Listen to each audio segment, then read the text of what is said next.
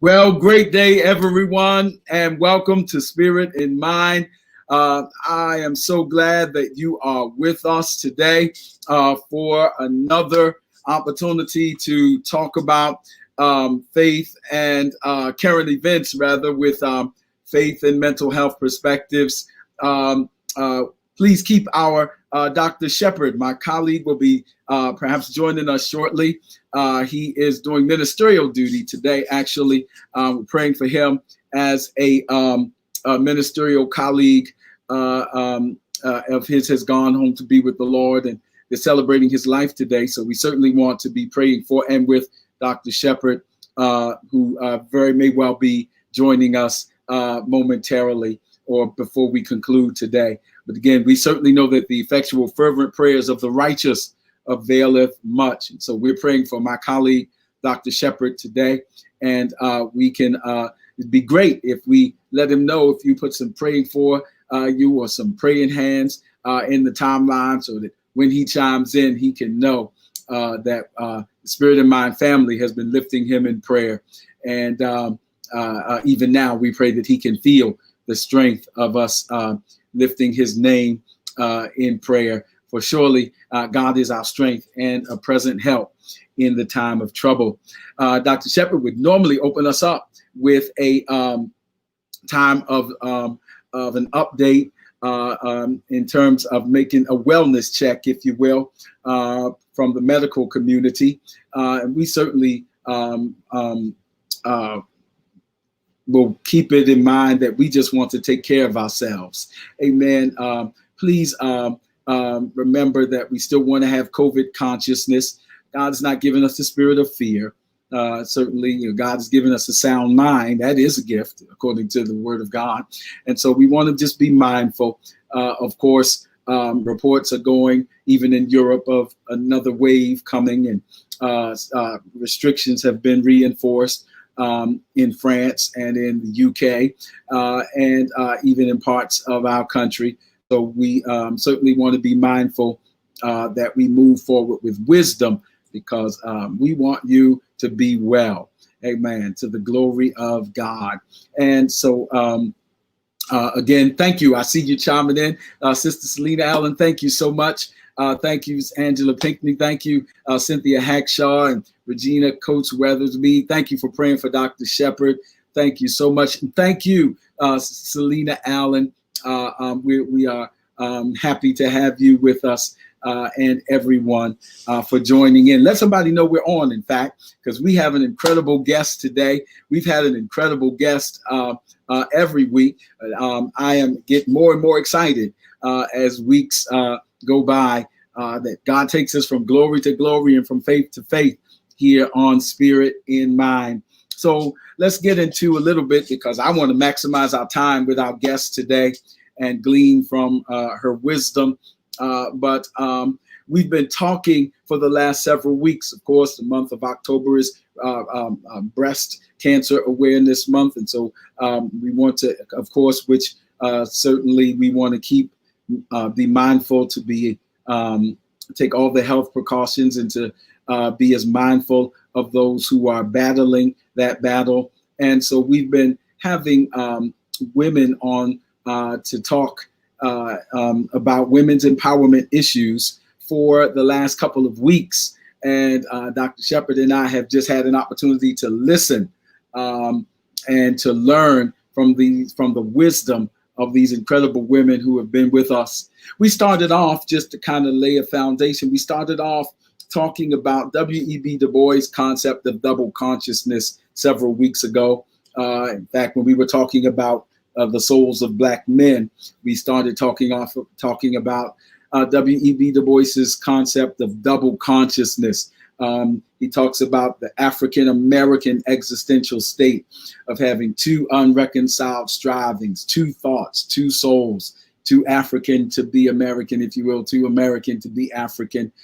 These warring ideals in one body, and ever seeing oneself through the values of another. And then his, and that's an incredible book. If you haven't read The Souls of Black Folk, it's an incredible book even today. The scholarship and the relevance is powerful. But one of his academic contemporaries, Dr. Anna Julia Cooper, a scholar in her own right, said that if double consciousness is true of African Americans, and it is perhaps even more complex for African American women. Women's consciousness, Dr. Cooper said, is beyond double consciousness, because there is the African, then there's the American, and then there is the woman in a society with patriarchal and misogynist proclivities, was Dr. Cooper's assertion. And so that led us to just listen to the wisdom of several guests who have been with us. And today we have an incredible guest that I want to introduce. She's an author and she's a pastor. I'm looking forward to introducing her to the Spirit in Mind family. Reverend Tisha Dixon-Williams, how are you today? I'm fantastic today because I'm with you today. Awesome. I'm great. Thank you. Listen, I could tell them, but listen, well, I'll give a brief interview, a brief prologue. I got to meet Pastor Williams through our association in some ministerial continuing education forums, and we learn and glean from each other. And I actually, first day, I sat in one of her classes, a breakout session that she led, and it was powerful. And then we began to find out more about each other, and grateful for kingdom connections. That's all I'm going to say, because she's so gifted in so many areas. So Pastor Williams, would you tell us where you're from, who you are, and welcome the Spirit in Mind? Well, thank you so much, Bishop Robinson, for the wonderful and warm introduction. I have to say, I'm a huge fan of yours, a huge follower of yours, and to be on your platform today is a humbling honor. You are by far one of the most intelligent and amazing and prolific people I've had the great fortune to meet. And so I consider it an honor to be here with you and Dr. Shepherd. So thank you. My name is Tisha Dixon-Williams. I'm the pastor of the First Baptist Church of Bridgehampton in Bridgehampton, New York. For those of you who don't know where that is, that's the east end of New York. I always say next stop, Ireland. If you just keep going east, we're about as far east as you can get in New York. And I have been the pastor there for 2 years now. I'm also the, chief curator and creator of a women's ministry movement called Who's That Lady? That started about 5 years ago as a women's Bible study and has since evolved and morphed into this global women's ministry movement with women in Uganda and Kenya as well. And so I'm, again, super excited to be here. And now I've added author to the list of hats that I wear with my first and new book, I See You Sis, Inspirations from Heroic Women of the Bible Hidden in Plain Sight. This is awesome. This is awesome. Spirit of My family, I told you that our guest today is well able to give us insight and encouragement on the subject matter today. Pastor Williams, we again, as you heard me say in the intro, we've been talking about issues concerning and sensitivity to issues with our sisters. And so, of course, there's been other things that I didn't talk about in the intro, but we've been talking about the Breonna Taylor case, of course, and what messages that may send to our community, to our culture, to our women, and even to our young men in terms of what messaging it sends. And then there is the issue with the vice presidential debate and vice presidential candidate Kamala Harris, and even this week the kind of making fun of her name recently, and what messages might any or both of those send in your perspective, or what things should we be mindful of?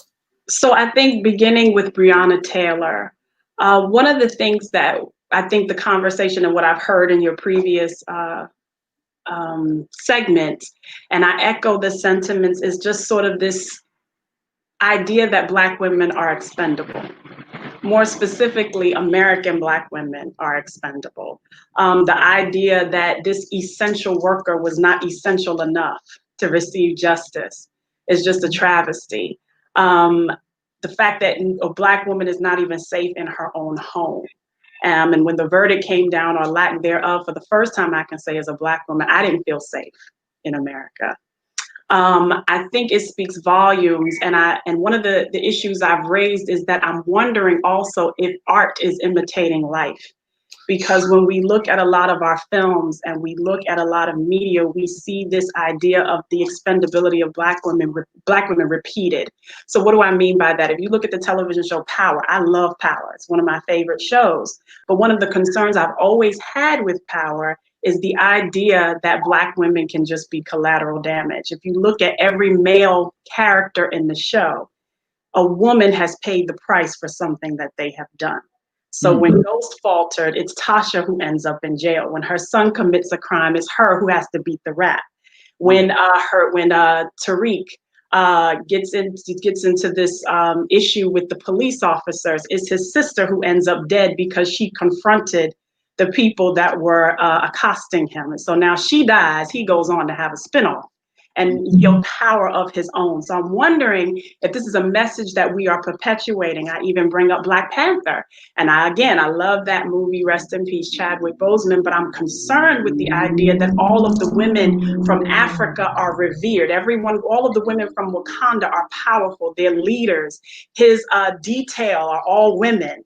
The most powerful women in Wakanda are his protectors. So all of these things, his queen mother, his sister is arguably one of the most brilliant people in the entire Marvel universe. And yet it is the African American women who are expendable in that movie. When Killmonger had achieved his goal of getting back to Wakanda, his girlfriend now was just expendable.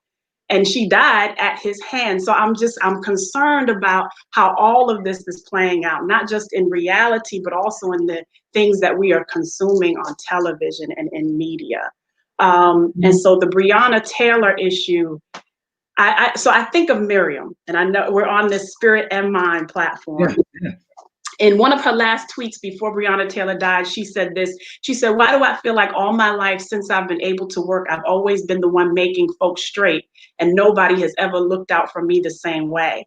And when I look at and consider Miriam, right after she has some things to say about Moses's marriage to Aaron, and we find that while she and Aaron are engaged in this conversation, Miriam is the only one punished. And I wonder if that moment, as she's dealing with this leprosy and is now forced outside of camp, if maybe some of those thoughts are in her mind as well. Like, how is it that I'm always looking out for everybody else, and yet here I am, the one sitting outside of camp with leprosy? So I'm wondering if all of these things kind of tie in. Is she's cast out for 7 days in a leprous condition, which hardly seems fair for the woman who was so critical to her community. And if we're constantly saying how Black women are the backbones of our communities, and yet we're expendable, it just doesn't seem to make sense. When we look at Miriam, she was always making sure her family was straight, even to the point that she convinced her father to come back to the family and be with her mother after the decree went out for the firstborn children to be killed, resulting in Moses's birth. So she kept the family together long before she had an eye on Moses down the river, right? Then she keeps an eye on Moses down the river. Adler would say she had that firstborn child syndrome, where she's the protector of the family and feels it her duty to keep the family together. And so she does that all the time. And it seems like in this moment, where it's okay, so the idea that loose lips hardly seem like leprosy should be a fitting punishment for just saying something out of order. And I don't ever call God's judgment into question any more than I do his grace and mercy. But looking from the outside in, that just doesn't feel good as a woman. And I often wonder, Dr. Robinson, if her real crime was wanting to be equal with her brother. Wow. Pastor, this is so good. I agree with Sister Selena Allen. This is profound. And this is why we wanted your insight, because I want to be very clear. Sometimes we can get very trendy with these issues. And I know that we are, there's some time that has lapsed since the Breonna Taylor case was in the headlines, but there's some recurring themes in this. And perhaps we can break this cycle if we continue to discuss it, because though it's no longer newsworthy to be the top headline per se, these things that you're describing are reflective. Some have argued, in fact, that the police officer was just doing his job, and that even on the other side, her friend, he had his license to carry was all legit, and someone broke in, so he was just standing his ground. And both of these are acceptable premises in our legal construct. But in the midst of these two acceptable legal premises is the unacceptable collateral damage. And that's kind of what you're reminding me of. Yeah. And you're saying this is as old as scripture. It's as old as scripture, because God was well within his rights to strike her with leprosy. We can't argue that. And I even understand that to some degree, because as a leader, I think that had anyone else done what Miriam had done, is sort of injecting her opinion in what was happening in Moses's marriage, I don't think that the punishment would have been as severe. But because she was a leader of an already sort of crumbling community, or a community with cracks in it, she had more potential to do damage. And so I get that. But again, from the outside looking in, it just doesn't feel good as a woman who constantly put her neck on the line. I mean, we're talking about the woman who sang, who, played her tambourine, who made sure they made safe passage through the Red Sea. And here's what I love about this story, though, and what I love, and I think this comes back to how we are treating this Breonna Taylor situation. Although Miriam was punished, she wasn't canceled. And you know that we live in a cancel culture. But the community decided not to move on for 7 days until she was able to come back into camp. And I love that. And I believe that we as a society have decided we will not move. We will not be moved until there is justice for Breonna Taylor. We will not cancel her. While America may have while a vast majority of America may have done so, and to your point, people are ready to move on and stop saying her name, I think we as a culture have decided, no, we're going to continue to make camp until justice is served for her. That's good. Amen. And you're raising here's another question, because we're just gleaning and pulling on your wisdom today, my friend and sister. Now, of course, staying with that biblical theme that you raised, and even because there are deeply impacting psychological impacts to this kind of cultural setting. It's one of oppression, actually. The oppressor is personified in this case, in the case of Egypt. And it began with as one of our Spirit of Mind family has pointed out, that Pharaoh ordered every male under 2 years old to be murdered. And so that prompts for me the question that the oppression is happening to everybody of a particular ethnicity. So the real manifestation of evil is the oppressing that's going on. My question is, do we have room to talk about both? Because sometimes when you talk about womanist issues, it seems that some people interpret it as there's no competition here. It's just trying to say that there are particular nuances. I don't take it as where I began with Dr. W.E.B. Du Bois and his observation, and then Dr. Cooper's observation, that of the triple consciousness layer here. And they don't have to compete. Can they coexist is my question. I think they have to coexist. So in my studies and doing Who's That Lady and raising, or sort of bringing these women out of hiding, what I've always found is I cannot tell these women's stories without telling the men's stories.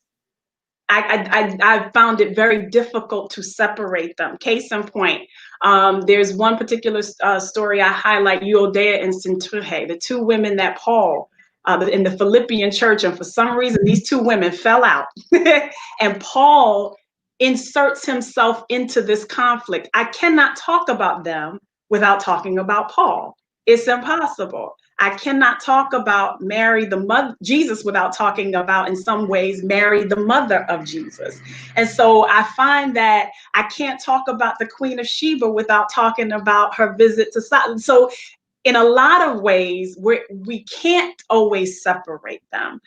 Do I believe there are times when we have to? Absolutely. But I feel like the stories run together. Even when we look at this injustice, again, in looking at this idea that the punishment doesn't fit the crime, I can't talk about what happened to Breonna Taylor without talking about how a fraudulent check translates to a knee to the neck.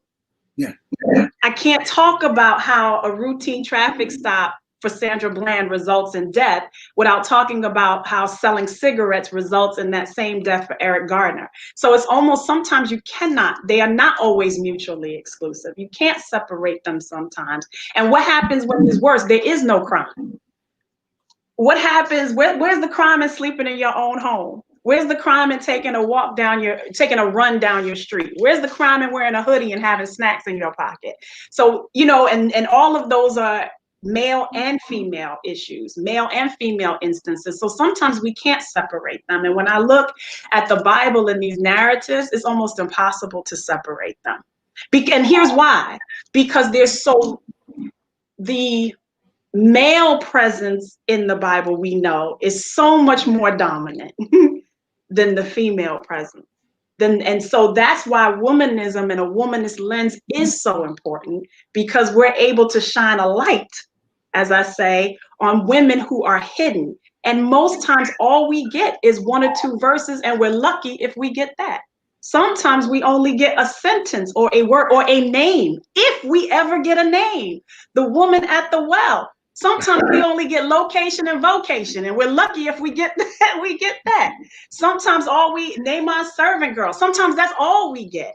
And we now have to be detectives and figure out who was this woman.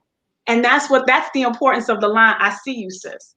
That when everybody else deems you invisible, no, I see you. Yeah. I think, wow, you just answered my question and even inspired a new one. So I don't even know which one to ask first. Well, let me ask this one, since this is kind of where we are. And then I want to come to I see you, sis. We've been talking, you're saying there's room to acknowledge both. There is, and I think we have to. Yeah, and we have to, because it's relational.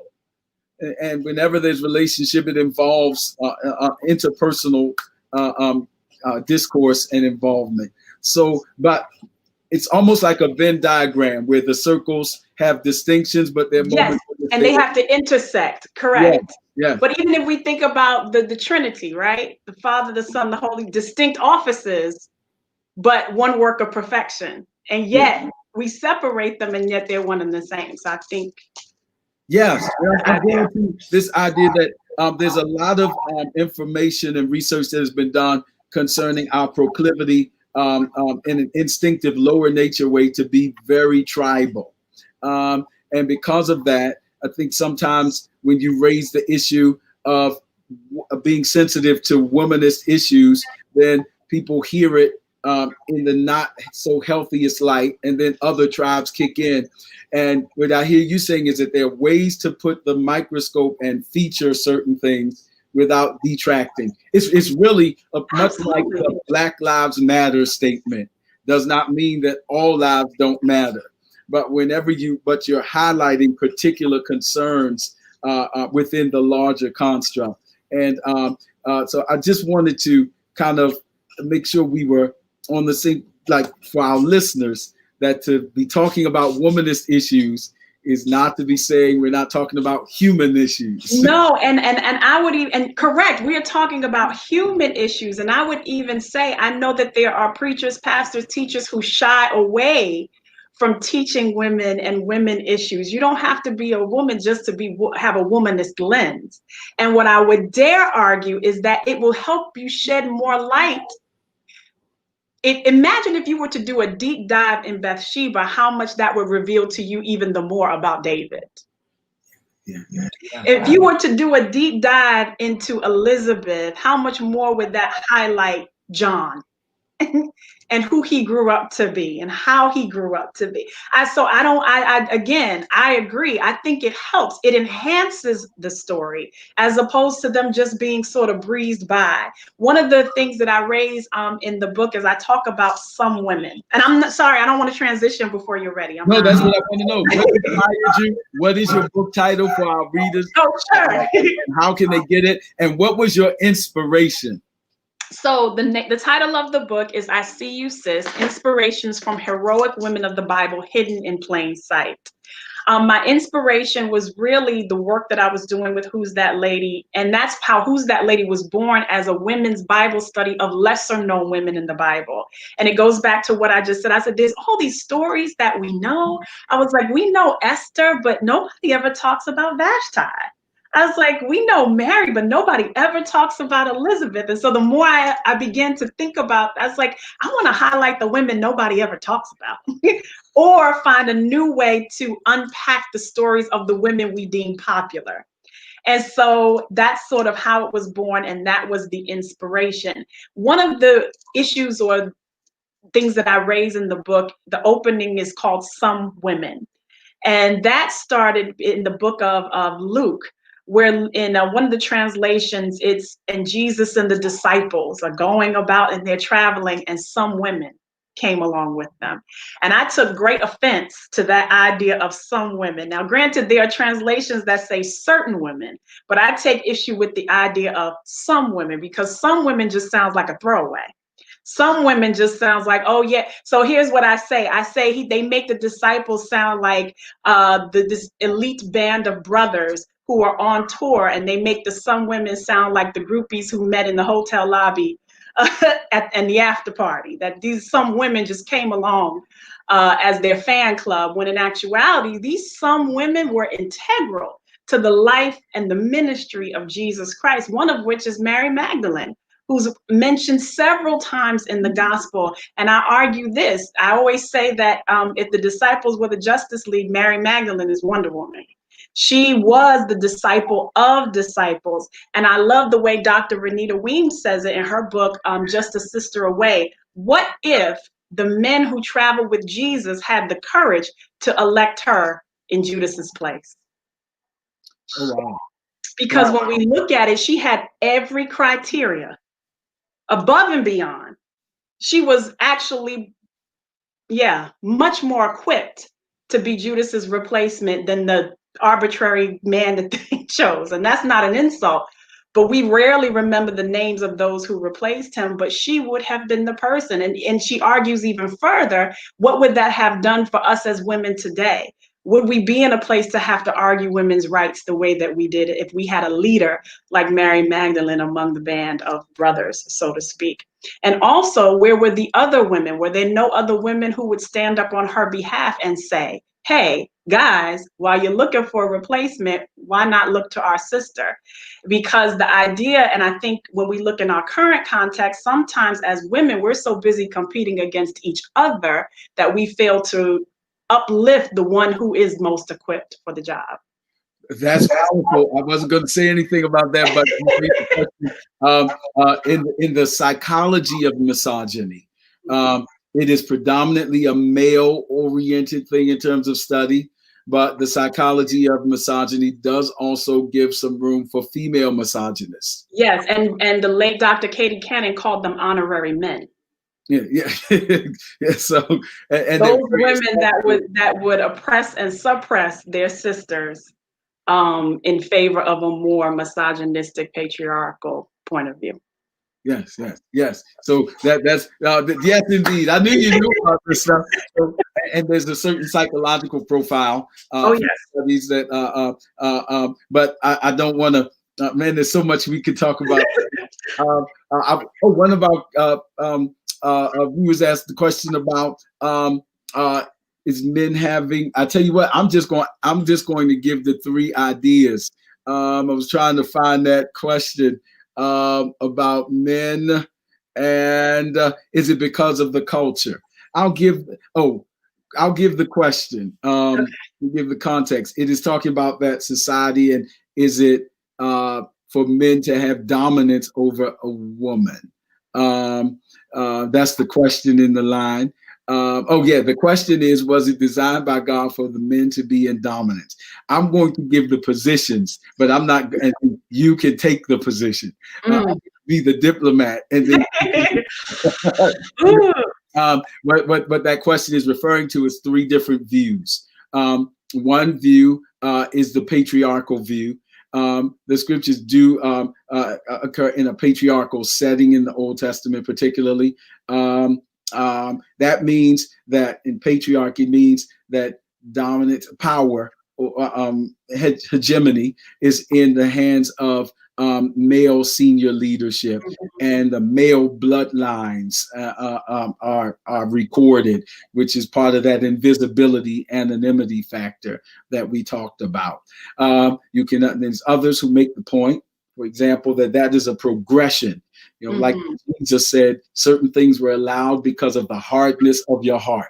Yes. Which is almost as if Jesus is saying, from the beginning, it wasn't supposed to be this way, but because you weren't there yet, I'm kind of working you through this very therapeutically. He is a wonderful counselor, isn't he?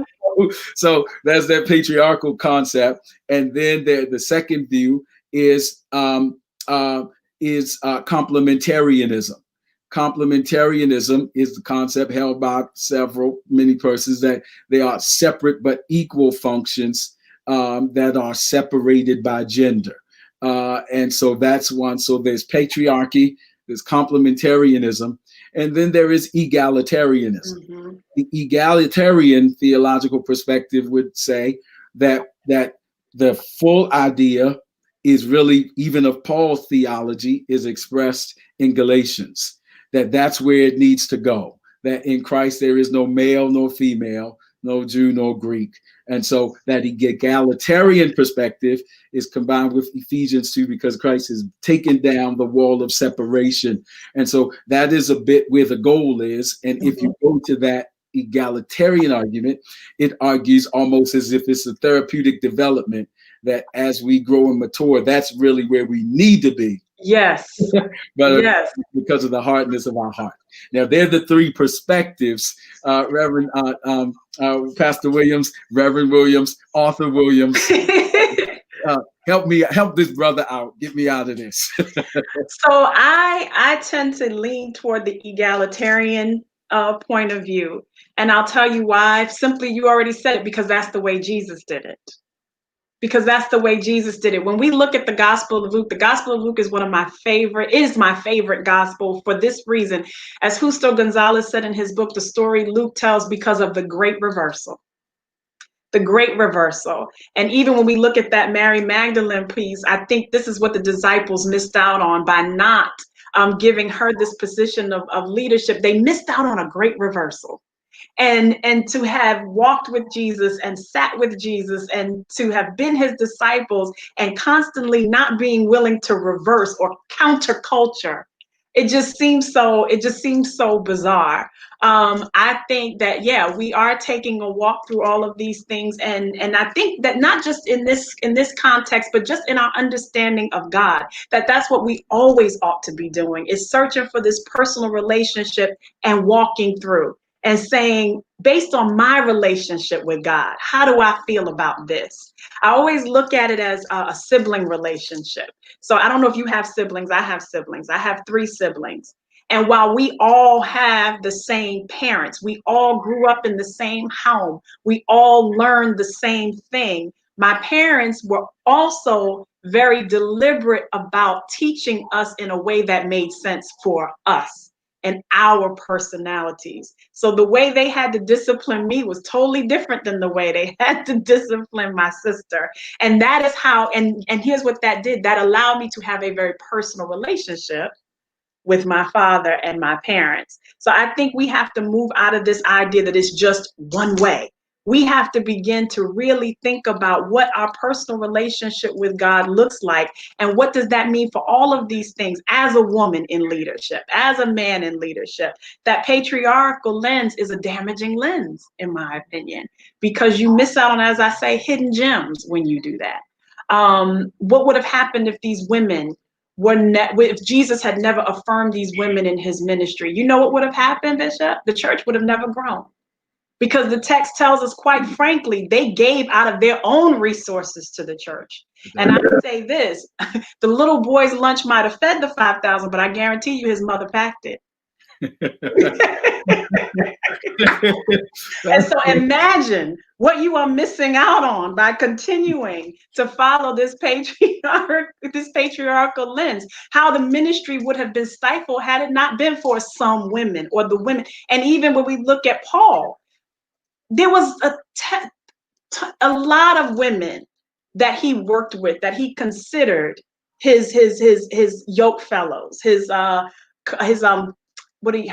contemporaries, right? Women that he worked. We look at Lydia, a proficient businesswoman who started the movement with him, who he trusted. And so that's a dangerous lens. I think we should constantly be growing and moving toward a sincere and true personal relationship with God. And I fear, and I know it to be true, we often put religion over relationship.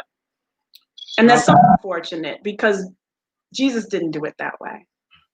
Oh my God, powerful! This is so good. Let me ask you this. Of course, your book is "I See You Sis," and again, we've been talking. One of the things we talked about was, how do you engage in terms of mentoring our young women?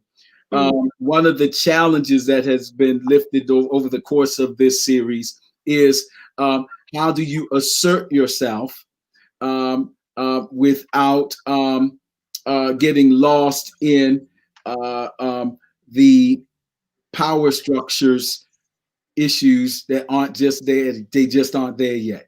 Is there a way to engage authority figures and be assertive, and not necessarily be docile, but be assertive and yet not go too far? Angry. Yeah.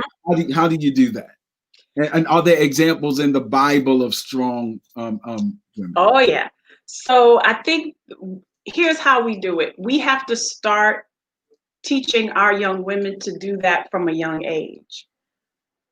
One of the things I think in our culture, we don't always encourage our children to speak up. We do in the context where it's like, if someone says hello, it's like, speak up. Don't you hear them talking to you? We do in that regard. And yet, at the same token, it's what happens in this house stays in this house. And so we have to choose one.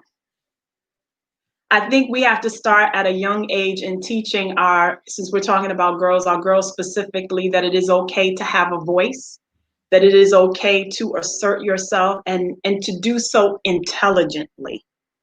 And that starts at home. What child is going to want to assert themselves in public if they don't even feel like they have a voice in their own home? It just doesn't make sense. So we have to teach them that they're safe with their parents, that you can come to me and tell me anything. I'm not going to say that I won't get upset, or I'm going to do my best not to fly off the handle, but they need to be safe at home first, expressing themselves. My great grandmother used to say, children are raised for abroad, not for home. And so I can remember being in school, and my mother coming to parent teachers night, and the teacher would say something glowing and amazing, and my mother's like, who in the world are they talking to? Because at home I might have been a wreck, but I knew better not to show that persona out in the street, because my mother had taught me that. So I think we have to teach that at home. One of the examples that I love in the Bible are the daughters of Zelophehad. Okay. They're quite possibly my favorite story of women in the Bible. The 5 girls, Noah, Mala, Hogla, Milcah, and Tirzah. The 5 daughters of Zelophehad. Their father was in the 40 years in Israel, and these girls were on the cusp of the promised land. And before they got into the promised land, they used their voice to say, give us our father's inheritance, which was completely unheard of. But these girls had the courage to challenge the status quo, and as I say, go for theirs. And in doing so, they changed the rule. God changed the rules because they had the courage to go for what was rightfully theirs, regardless of the laws, because at that time, the laws gave sons and sons alone the right to inherit. But these women, as a unified front, they could have separated, but they stuck together, went to Moses, went to Eleazar the priest, approached the tent of meeting and said, give us our father's inheritance. Here's the best part. They said, because our father didn't die. He wasn't part of that Korah gang. He died for his own sins, meaning he believed in God. And so what they were saying in essence was, if you can't give it to us because of who we are, give it to us because of who our father is. What does that mean? That means Zelophehad had instilled something in these girls from a young age, from home, up and down, breaking down tents through the desert, because they grew up with him in the desert, not in the promised land. Yeah. So in hard times, in strife, eating manna and quail, this man at some point in my imagination still had the wherewithal to sit them down by the fire and say, this is our story. This is who we are. You have permission to be bold. You have permission to ask for what's rightfully yours. You are 5 girls. Y'all are going to have to stick together, because guess what? The odds are stacked against you. That's what we need to do. We have to tell our stories. I am such an advocate for women, more specifically Black women, women of color. We are the keepers of the stories. If we do not tell our stories, Bishop, our stories die with us. And there's someone who needs to hear your story. We think about the woman at the well. Orthodox Christians later would call her Fotini, light or enlightened one. When she met Jesus at the well, Jesus testified to her. She didn't testify to Jesus, but what it did was it gave her the freedom for the first time to control the narrative. When the narrative was, this woman is sleeping around or doing whatever she wants to do, and we know that because of her high noon visits to the well. For the first time, someone saw in her what nobody else could see, and that was Jesus. But what did it do? It gave her the courage to run back into the village and say, come see a man who told me everything about myself. Not one thing. That the key to that whole text is found in that one word, everything, the good, the bad, and the ugly. But Jesus gave her the power to go and tell her story. And what happened? One visit at the well turned into a 2-day revival, and souls were saved because she didn't keep it to herself. We are the keepers of the story, and our young girls need to know our stories. Hi, Dr. Shepherd. Our young girls need to know our stories. I'm reminded, I mentioned her earlier too, Bathsheba. I think we do a great disservice to our young women when we're not honest about where we've come from. We like to pretend we got to church and we always had the hat, that we always sat in the deaconess seat. You know what I mean? We want to pretend like I'm deaconess so-and-so, I'm Reverend so-and-so, when in actuality, you were really just that so-and-so 5 minutes ago. And we have to be honest about who we are and where we have come from, that we didn't wake up like this. That, as you mentioned, this was a journey to get to this place. And I think that's what a lot of our young girls are waiting for. They're waiting for transparency. I think that's one of the greatest indictments against the church with some of our young people, is people are not honest. You know, they want to pretend like they have not had children out of wedlock. They want to pretend like they've always had it together. They want to pretend like, yeah, I made it through all 4 years of high school, through college, and never failed a class.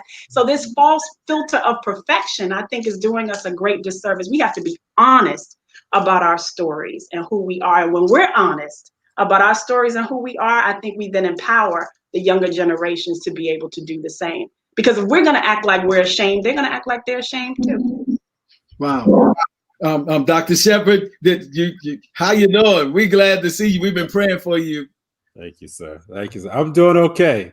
It's been a tough day, but I'm here, and I just wanted to get on just to hear a little bit of our special guest, and I can already tell she's holding down the house. I'm looking at these comments, and I'm just seeing. So yeah, I just wanted to get on here to be a part of the conversation, really to say hello. And thank you for your prayers. Again, been a tremendous day, and I mean tremendous, not like good. Just it's been a difficult day. Not trying to bring down the conversation, but I'm glad to be here.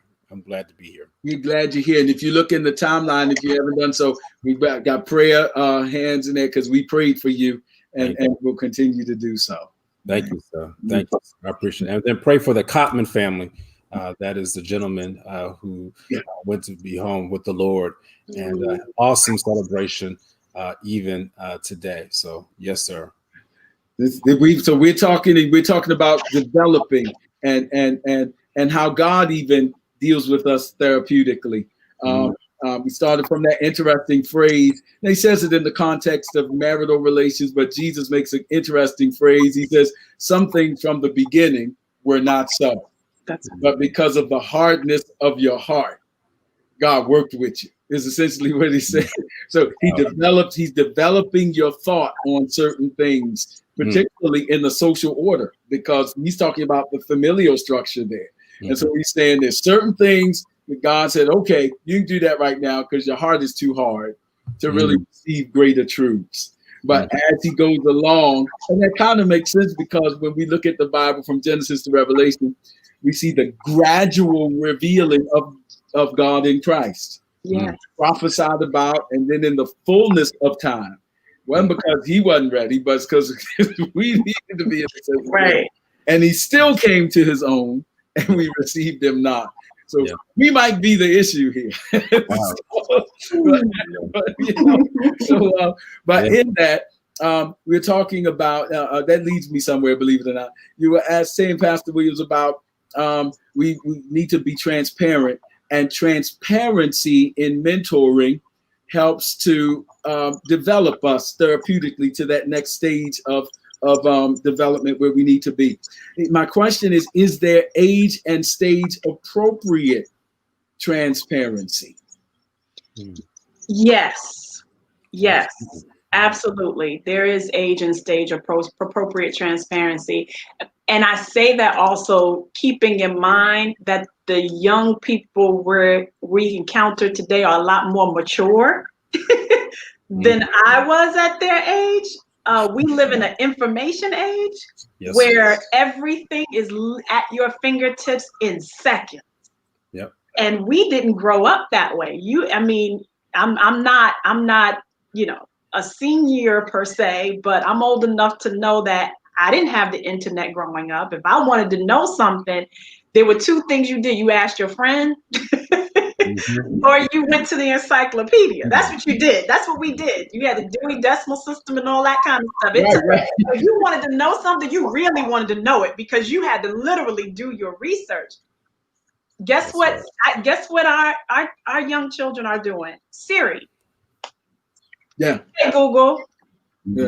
I mean, everything is at their fingertips. And so, yes, age and stage appropriate, absolutely. But I also think we have to take that on a case-by-case basis, because what was age appropriate for a 7-year-old in 1984 is different in 2020. And so I think and experience and context changes. What is appropriate to share, and culture. Wow, Dr. Shepard, you are child psychiatry is your area. Is the age and stage appropriate? Oh yeah, absolutely. And what I'll just say, I agree, so I don't have to go back over that. But what I want people to remember is that even in our raising up of, in particular, I'm going to talk about Black children. Black children are viewed as being older than their counterparts. Yes. And that is a mistake. The brain still develops at the same level as any other person. And so we have to remember that even though there are things that are now different, and I agree with you, Pastor, saying that the way in which you raised a 7-year-old 20 years ago is not the same way you would today, but the way the brain develops has not changed. Right.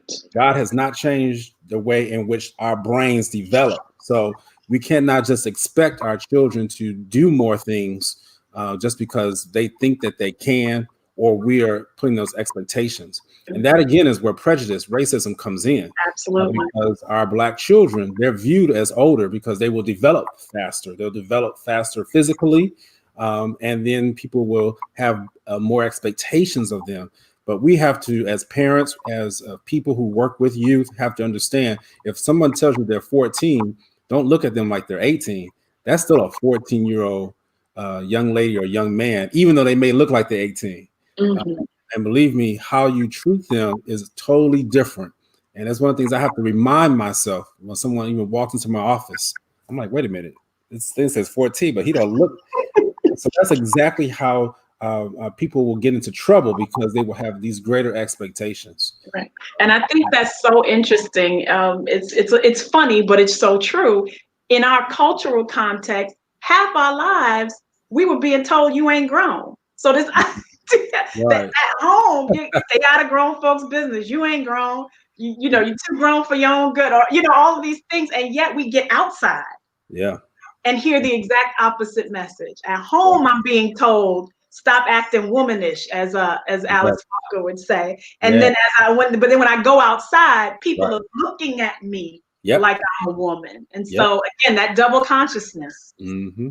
And there's there's a sociological into that in some studies that you're bringing to my remembrance, that some sociological studies have shown that poverty, socioeconomic conditions create scenarios in which those who are impoverished, if you will, have to grow up quicker, or are facing situations, as you pointed out, that maybe are way before their developmental cognitive development, but situationally, whether it's watch your three sisters cook their dinner and do this because mom's away or dad's gone, whether it is all those kinds of things that say you got to grow up fast because the life of poverty has some hardships and you just got to deal with it. Well, we can come full circle and go back to Miriam where we started. All the weight that was on her with these two younger brothers, and ensuring their safety and making sure her family unit stayed together. All of these things that were on her shoulders at a young age, and what she had to deal with. So it's the beginning of time. So this, I'm hearing we have to balance these things. There's the cognitive and neurological development piece that we have to consider. There's the sociological environment that's in some ways encouraging or enforcing. Then there's the you raise the Google and Siri, and there's that ability to instantly be exposed to information, which is sort of like the theological equivalent of saying access to the tree of knowledge of good and evil is now virtual. It's electronic. Oh. So, and you're getting exposed to stuff instantly that's causing these emotional reactions. As soon as they back then it was agricultural, so it was a tree. Yes. As soon as they did it, they felt shame, they hid, avoidance, and so there was a noetic effect to their exposure. And so, with that in mind, we have to be mindful that we're being exposed quicker. There's a great thing, by the way. I have nothing to do with it, but I recently watched that documentary on Netflix called The Social Dilemma. If you've not watched that, it is life-changing because you see the kind of psychological intentionality and strategy that has been put into it to monopolize the economy of attention. Yes. When you see how the addictive elements were put in intentionally, it's a powerful, life-changing thing to see the kind of effort that was gone into exposing us to information and even beckoning us. The difference between this tree, the virtual tree, and the tree in Eden is that Eve had to look at the tree and it changed her perception as she was hearing. But this tree, that is the social media venue, they argue, beckons us. It calls to us. That's what the notifications are. And if I might, we get to produce fruit. Absolutely. We get to produce the fruit of that tree. Because there's something to be said for the fact that now everybody gets a platform. Everyone has a microphone. And everyone now has access to everyone. If I'm a Will Smith fan, all I have to do is at Will Smith. And whether or not he ever reads it, I know that it's in there, And so, that's powerful. Well, we got to pray, y'all. And in the midst of this, people need the church. This is my Episcopal moment. And then Dr. Shepherd, we want to. I don't know if you have anything to close. I know we're running out of time, but we got to hear from you, Dr. Shepherd. We miss you. Oh man, thank you. I appreciate that. Now I was just sitting here thinking just about that tree. I love to piggyback off of Bishop once he makes these analogies. And I'm just thinking about how the tree of life really opened up Eve's eyes, but it stripped her away of her power, of what she had. And even with and I don't know if you already made this analogy, but I'm just thinking about with social media. It opens up your eyes, but it strips away your power. And there's so many different people who have, as their eyes are open, they become weaker. Their self-esteem is lower.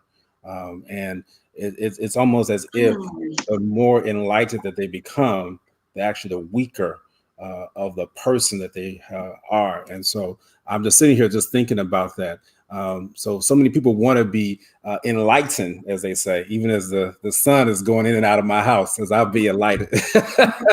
That dramatic effect, but people want to be enlightened, but as they're being more enlightened, they're actually becoming weaker. And that's just something I got to chew on that just a little bit. I love that you said that. I also feel like they are becoming weaker, and you said they're losing their power, but even worse, it's giving them a false sense of power. Right. Yeah. False sense of self. Because if you think about all of the things that social media gives you, you make one post and now you have followers. Mm-hmm. Where in maybe real life, outside of the virtual platform, nobody wants to follow you. Right. But online, everybody wants to follow you. Right. And now, not only do I have this false perception of power, I can be whoever I want to be. All it takes is a filter. And so with one filter, acne goes away, hair gets a little longer. With one filter, I can be a unicorn or a bunny or a teddy bear. You can become whoever you want to be. And so I think and we don't get to see.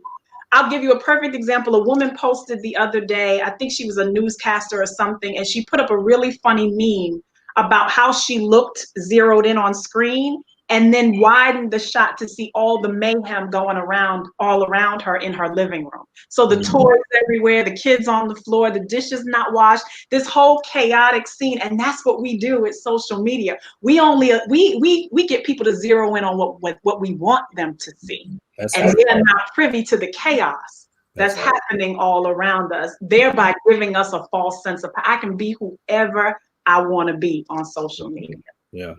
So that's why we have to be careful, and utilize this platform for good. And that's why even today, I wanted to make sure I, again, show up my face, be a part of this, because I know the power that we're able to give off today. I know the benefits that people are receiving as we're here today. And that's just what I want to leave with people. Be who you are in this pandemic. God has called us to greater. And I tell people all the time, how I went into this pandemic is not how I'm coming out. And I'm coming out so much better. And don't get into this false sense of self, and don't allow people to pump your head up. Be who you are, be who God called you to be. And as I just saw today, time is not on our side. And so if there's something that that God has called you to do, let's get to work. Let's do this thing, and let's do it great for the kingdom of God, because he is coming back, and the Lord is coming back. He's sure to come back. And so you want to be ready and not caught with your work undone. God bless you. Thank you, Bishop. Thank you. Thank you, Pastor. Thank you. Before we go, one more time, the name of your book is I See You Sis, Inspirations from Heroic Women in the Bible Hidden in Plain Sight. It is available on Amazon for digital pre-order right now, and it officially launches on Wednesday, October 21st. Wonderful. Thank you. Wonderful. Y'all support her. That's my friend and sister, but she's a scholar, y'all. And we thank God for her. And we thank God for you, Dr. Shepherd. And thank you, everybody, for being with us. Join us next week and tell somebody about what God is doing through us. We're here every Saturday by the grace of God at 12 noon. Thank you, Bishop Lloyd Alston, my friend, our prime cohort family. Amen. Thank you, Bishop, for being with us again. I know she's gifted, isn't she? Amen. This is just our lunchroom conversation where we're hanging out. So but we thank God for you, and thank God for you, Dr. Shepherd. Thank God for all of you who are watching, and please continue to tell somebody about us and join us next week on Spirit in Mind.